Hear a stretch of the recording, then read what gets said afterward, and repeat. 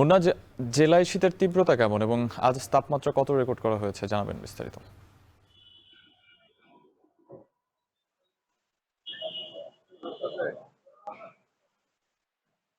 সাহাব, আপনাকে জানিয়ে রাখি, মেহেরপুরে টানা 4 দিন ধরেই কিন্তু তাপমাত্রার পারদ কিন্তু 10-এর নিচে নেমে এসেছে। অর্থাৎ আজ সকাল 9টায় মেহেরপুর জেলার সর্বনিম্ন তাপমাত্রা রেকর্ড করা হয়েছে 9.7 ডিগ্রি সেলসিয়াস। গতকালকে ছিল কিন্তু 9, এবং গত পরশুদিন কিন্তু 8 ডিগ্রি ঘরে ছিল মেহেরপুরের তাপমাত্রা। অর্থাৎ টানা 4 দিন ধরেই কিন্তু মেহেরপুরের তাপমাত্রা 10 ডিগ্রির নিচে, অর্থাৎ 8 থেকে 10 ডিগ্রির মধ্যে যেখানে তাপমাত্রা থাকে সেটাকে মৃদু শৈত্যপ্রবাহ বলে। মেহেরপুরের উপর দিয়ে টানা 4 দিন ধরে কিন্তু মৃদু শৈত্যপ্রবাহ বয়ে চলেছে, যার ফলে কিন্তু জনজীবনে এক ধরনের কষ্ট নেমে এসেছে। বিশেষ করে শীতের কারণে, অতিরিক্ত শীতের কারণে যারা একেবারে খেটে খাওয়া নিম্ন আয়ের মানুষ, তারা কিন্তু বেশ ভোগান্তির মধ্যে পড়ছে।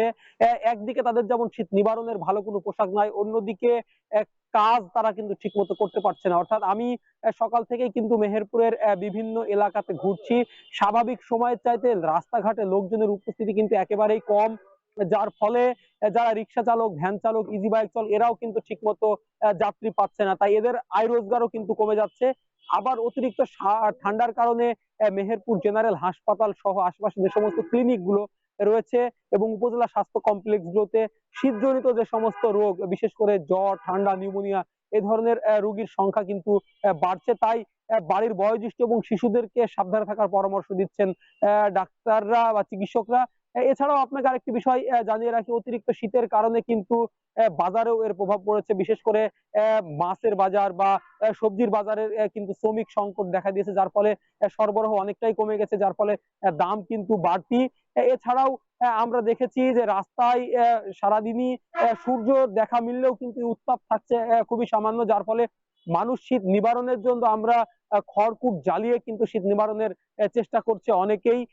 তবে সবচাইতে বেশি ভোগান্তিতে রয়েছে যারা দিনমজুর, তারা কিন্তু ঠিক মতো কাজ করতে পারছে না। অর্থাৎ যারা কাজে আসছে তারাও কিন্তু, যেহেতু মানুষ রাস্তাঘাটে বের হচ্ছে না, তাই তারা কিন্তু কাজ পাচ্ছে না। সাহাব, এই ছিল মেহেরপুর থেকে শীত পরিস্থিতি এবং মৃদু শৈত্যপ্রবাহের সর্বশেষ খবর। আমাদের সাথে যুক্ত আছেন সৌরভ। আপনার কাছে ফিরছি। মৃদু শৈত্যপ্রবাহের কারণে জনজীবনে কেমন প্রভাব পড়েছে এবং সেখানকার পরিস্থিতি সম্পর্কে বিস্তারিত জানাবেন।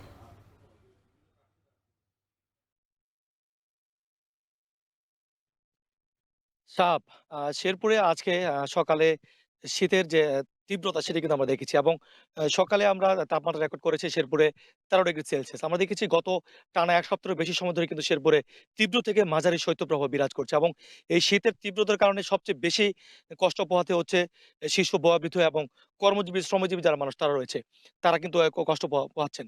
এবং আমরা সকালে দেখেছি যে কর্মজীবী মানুষ কিন্তু তাদের কাজের তাগিদে তারা সকালে এই তীব্র শীত উপেক্ষা কিন্তু তারা বাইরে বের হয়েছেন।